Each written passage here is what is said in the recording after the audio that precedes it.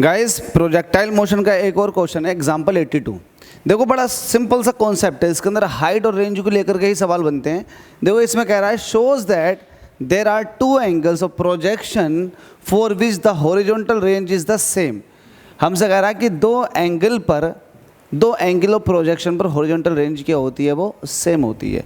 अगर मैं एक को थीटा मान लूँ तो दूसरा 90 माइनस थीटा हो जाएगा। उन दोनों ही एंगल पर अगर मैं प्रोजेक्टाइल मोशन के या प्रोजेक्शन की मैं रेंज देखना चाहूँगा तो वो सेम निकल कर आएगी, ऐसा क्वेश्चन कह रहा है। तो आपको पता है, यहाँ पर लिखो सॉल्यूशन, इतना पार्ट सॉल्व करते हैं जितना दे रखा है। सॉल्यूशन में आपको रेंज का फॉर्मूला देखिएगा। रेंज क्या होती है आपको पता है, u square sine 2 theta upon g. ये रेंज का फॉर्मूला है, किसका? हॉरिजॉन्टल रेंज का फॉर्मूला। अब हमसे कह रहा है कि नहीं दो एंगल की बात करो आप, हॉरिजॉन्टल रेंज सेम होगी। देखो shows that there are two angles of projection for which the horizontal range is the same. आप कहोगे फॉर एंगल थीटा, तो हॉरिजॉन्टल रेंज क्या हो जाएगी, इसको कह दो आप R1। ये हो जाएगी u square sine 2 theta upon g. अब बात करो for angle 90 minus theta. 90 minus theta angle पर देखो रेंज क्या हो जाएगी, उसको कहो आप R2। ये हो जाएगा u square sine 290 minus theta upon g. तो ये हो जाएगी आपके पास R2। रेंज निकाल लो ना आप, ये हो जाएगा यू स्क्वायर साइन, ये 2 जो है अंदर मल्टीप्लाई में चला जाएगा, ये हो जाएगा 180 माइनस 2 थीटा अपॉन जी। अब मुझे एक बात बताइएगा, साइन 180 माइनस थीटा क्या होता है? ये साइन थीटा होता है। तो ये हो जाएगा u square sine 2 theta upon g. आपको ध्यान देना होगा कि ये R2 जो है ये R1 के जस्ट इक्वल है। तो किन्हीं दो एंगल पर, अगर एक एंगल थीटा है तो दूसरा 90 माइनस थीटा ही होगा। तो किन्हीं दो एंगल पर हॉरिजॉन्टल रेंज क्या होती है, सेम। तो आप कहोगे for two angle of projection the horizontal range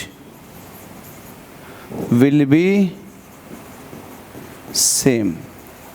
ठीक है, ये हॉरिजॉन्टल रेंज की बात चल रही थी। आगे कह रहा है the sum of the maximum heights for these two angles is independent of angle of projection. अब आपसे ये भी कह रहा है कि इन दोनों एंगल पर, जिस पर आपने रेंज चेक की है कि इक्वल आई है, तो इन दोनों एंगल पर आपको क्या करना, आप मैक्सिमम हाइट का सम करना, मैक्सिमम हाइटों का सम करना। फिर वो सम देखो कि इंडिपेंडेंट है एंगल ऑफ प्रोजेक्शन पर या नहीं, तो चेक कर लेते हैं। नेक्स्ट स्लाइड लो, क्वेश्चन को भी ले लो एक बार और। देखो ये ले लिया। तो अब आप बात करो फॉर,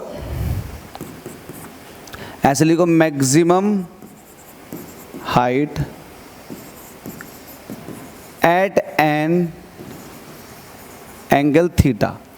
थीटा पर मैक्सिमम हाइट का फॉर्मूला क्या है, इसको आप H1 कह दोगे। ये हो जाएगा u square sine square theta upon 2g। ये हो गई मैक्सिमम हाइट। अब आप बात करोगे maximum height at an angle 90 minus theta. अब आप 90 माइनस थीटा एंगल पर बात करोगे तो ये हो जाएगी आपके पास H2। तो यू स्क्वायर, बस थीटा की जगह आपको क्या करना है, 90 माइनस थीटा रखना है, और ये 2g ऐसे ही चलता रहेगा। ये हो जाएगा u square sign 90 minus theta का फॉर्मूला होता है कोस स्क्वायर थीटा। देखो स्क्वायर इसलिए आया है क्योंकि स्क्वायर लग रहा था। साइन 90 माइनस थीटा ये आइडेंटिटी होती है कोस थीटा के बराबर, चूँकि स्क्वायर तो लग गया स्क्वायर, और 2g यहाँ पर इसी तरीके से you square cos square theta upon 2g। तो ये दोनों हाइट है, इनका सम करवा रहा है हमसे, तो सम कर लेंगे। बच्चों का खेल है सम करना। आप लिखोगे सम ऑफ हाइट्स, ये क्या हो जाएगा H1 प्लस H2।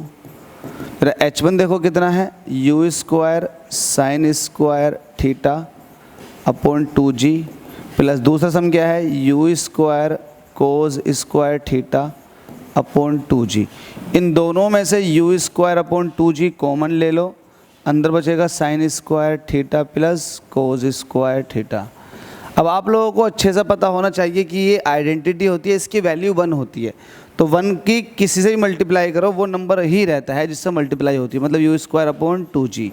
तो मुझे एक बात बताओ, सम ऑफ मैक्सिमम हाइट्स जो आया वो u स्क्वायर अपॉन 2g आया, क्या ये इंडिपेंडेंट नहीं है? क्या ये इंडिपेंडेंट नहीं है? क्या इसके अंदर एंगल का कोई टर्म दिखाई दे रहा है? नहीं दिखाई दे रहा। जब एंगल का कोई टर्म नहीं दिखाई दे रहा तो जो मैक्सिमम हाइट का सम है वो इंडिपेंडेंट है एंगल ऑफ प्रोजेक्शन से। यही पूछा था हमसे। आप कहोगे sum of heights is independent of angle of projection. ठीक है भाई, ये वाली बात आप लोग अच्छे समझ गए होंगे। तो उम्मीद करता हूँ समझ में आ गया होगा। अगर समझ में अब भी नहीं आया है तो एक बार फिर से इसको ध्यान से समझिएगा, क्वेश्चन क्या कह रहा है, और वैसा देख लीजिएगा कि हमने ऐसा किया भी है या नहीं। तो ये इसका सेकंड पार्ट था, फर्स्ट पार्ट आपने यहाँ कंप्लीट करवा लिया रेंज के लिए। तो किन्हीं दो एंगल के लिए अगर एक आपके पास थीटा है तो दूसरा 90 माइनस थीटा हो जाएगा।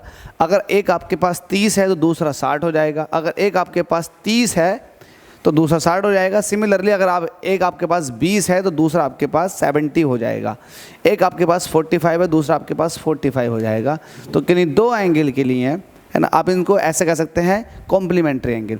किन्हीं दो एंगल के लिए जो रेंज होती है वो सेम होती है, लेकिन मैक्सिमम हाइट का सम जो होता है वो इंडिपेंडेंट रहता है एंगल ऑफ प्रोजेक्शन से। उम्मीद करता हूँ समझ में आ गया होगा। स्टिल डाउट है तो कमेंट कर सकते हैं, वरना वीडियो को दोबारा देख करके चीज़ों को क्लियर कर लें।